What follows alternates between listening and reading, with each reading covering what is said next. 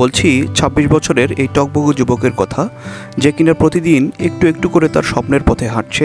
স্বপ্নকে ছুঁতে পারার ক্লান্তিহীন অদম্য ইচ্ছাটাকে পুঁজি করে তার নিরন্তর ছুটে চলার গল্পগুলোর কিছু অংশ শোনাবো আজ আপনাদের। গল্পের এই ছোট্ট ছোট্ট লাইনগুলো যেন বাংলাদেশের প্রতিটি এলাকার প্রতিটি অঞ্চলের স্বপ্নবাস যুবকদের প্রতিনিধিত্ব করবে। আসসালামু আলাইকুম কাকা। ওয়ালাইকুম আসসালাম। কি খবর সম্রাট? এই তো ভালো।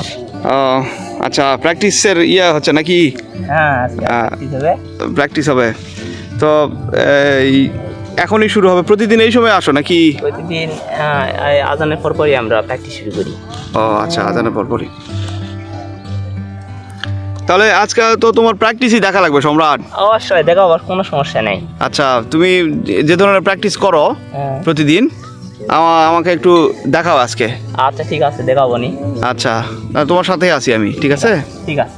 আচ্ছা, এই যে সব উপকরণে, ও বাবা, এটা কি পানি নাকি? হ্যাঁ, পানি। মানে পানি করা লাগে, মানে পানি যদি চেষ্টা পাই সেই ক্ষেত্রে পানি খাওয়া লাগে।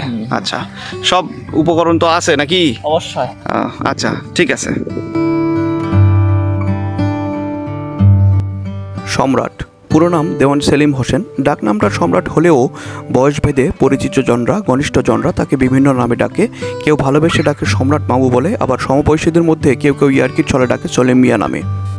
আর প্রথমে আমরা তুমি কি দেখাবে? দড়ি খেলা হবে ফিটনেসের জন্য। আচ্ছা, মানে গাটা একটু গরম করার জন্য, ওয়ার্ম আপ করার জন্য নাকি? গরম সবই, মানে এটা একটা মানে প্র্যাকটিসের অংশ। আচ্ছা ঠিক আছে।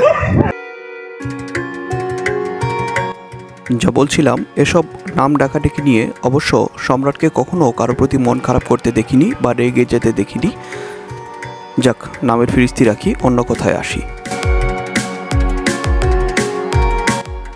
বাংলাদেশের উত্তরবঙ্গের কোনো এক জেলার একটি গ্রামে জন্ম থেকে শুরু করে সম্রাটের বেড়ে ওঠা। শৈশব কৈশোর পেরিয়ে আজ সে যৌবনে পদার্পণ করেছে। এই গ্রামের মাঠ ঘাট, জল, আলো, বাতাস সবই তার চেনা। পরিবারের বড় ছেলে সম্রাট বর্তমান পড়াশোনা করছে বিএ ক্লাসে।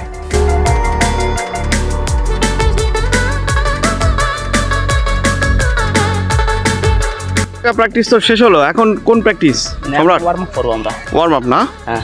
আচ্ছা, সাথে তোমার দুজন অ্যাসিস্ট্যান্ট আছে নাকি? আচ্ছা ঠিক আছে।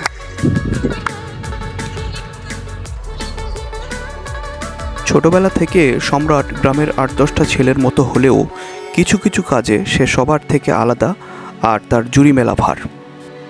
যেমন মাছ ধরা, কৃষিকাজ করা, খেলাধুলা ইত্যাদি নানান ক্ষেত্রে সে অন্যদের চেয়ে এগিয়ে।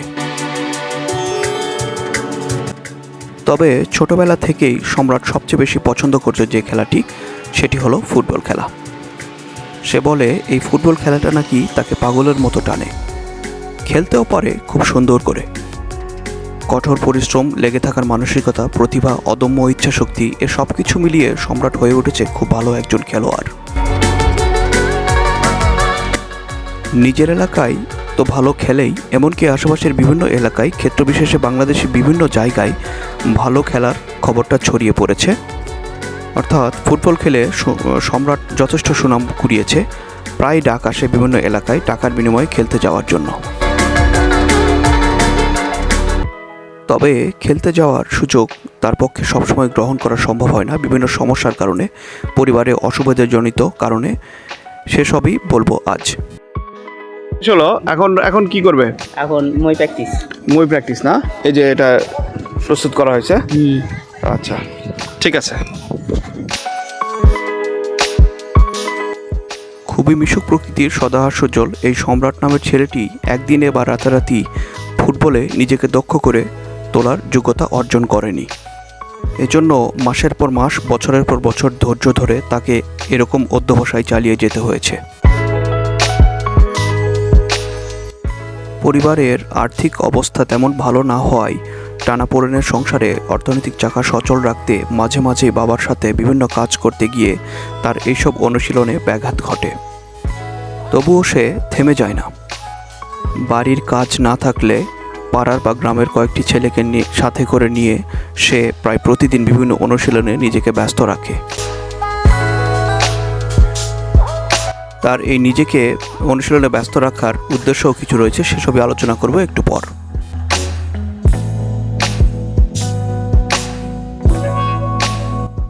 আচ্ছা সম্রাট, এটা করার মাধ্যমে কি মানে কি হবে মানে এটা করলে তুই তো একজন ফুটবলার, কিন্তু সাধারণ কেউ যদি প্র্যাকটিস করে সেই ক্ষেত্রে কি হবে?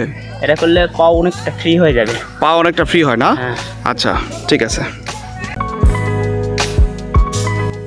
প্রতিদিন তার এই অনুশীলনের উদ্দেশ্য বা কারণ হলো, আপনারা জানেন শুধু ভালো ফুটবল খেলাই শেষ কথা নয়, এজন্য অন্যান্য অনুশীলন করে শরীর ফিট রাখাটা আবশ্যক।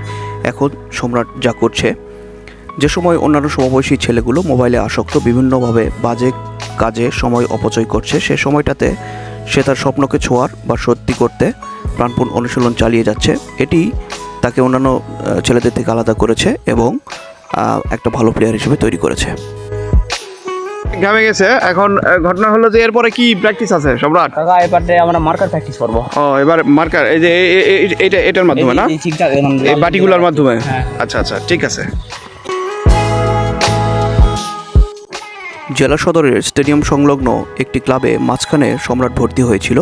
প্র্যাকটিসও করেছে বেশ কিছুদিন, কিন্তু আর্থিক দৈন্যদশা, করোনার কারণে লকডাউন ইত্যাদি নানান অসঙ্গতিতে সে সেখানে আর যেতে পারেনি। তবে সেই ক্লাবে ওই সময়টাতে যা সে শিখেছিল সেগুলোই অনুশীলন করছে আর প্রাণপণ চেষ্টায় রপ্ত করতে চাচ্ছে। ভিডিওতে সেসবই দেখছেন আপনারা। আসলে জয়ের নেশায় প্রবল ইচ্ছা শক্তি যে সমস্ত অসঙ্গতি দূর করে দিতে পারে, তা সম্রাটের এই সমস্ত কর্মকাণ্ডে প্রমাণিত হচ্ছে। আসলে শেখাচ্ছে যে কিভাবে প্র্যাকটিস করতে হয়, তার এই শিষ্যকে শেখাচ্ছে।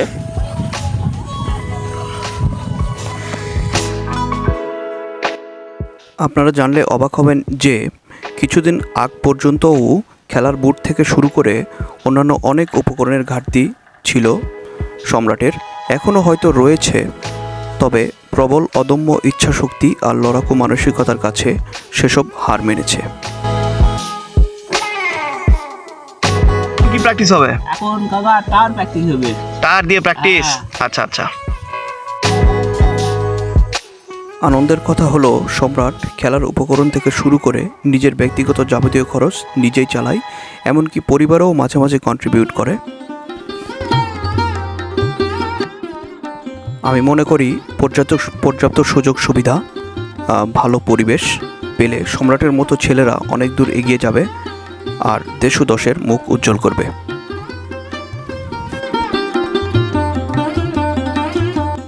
আবারও গল্প করব সম্রাটকে নিয়ে অন্য কোনো ভিডিওতে।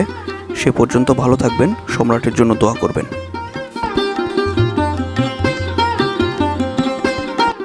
ভিডিওটা কেমন লেগেছে অবশ্যই কমেন্টে জানাবেন, এবং ভিডিওটি ভালো লাগলে অবশ্যই একটি লাইক দিবেন এবং চ্যানেলটিকে সাবস্ক্রাইব করার অনুরোধ রইল। আল্লাহ হাফেজ, আসসালামু আলাইকুম।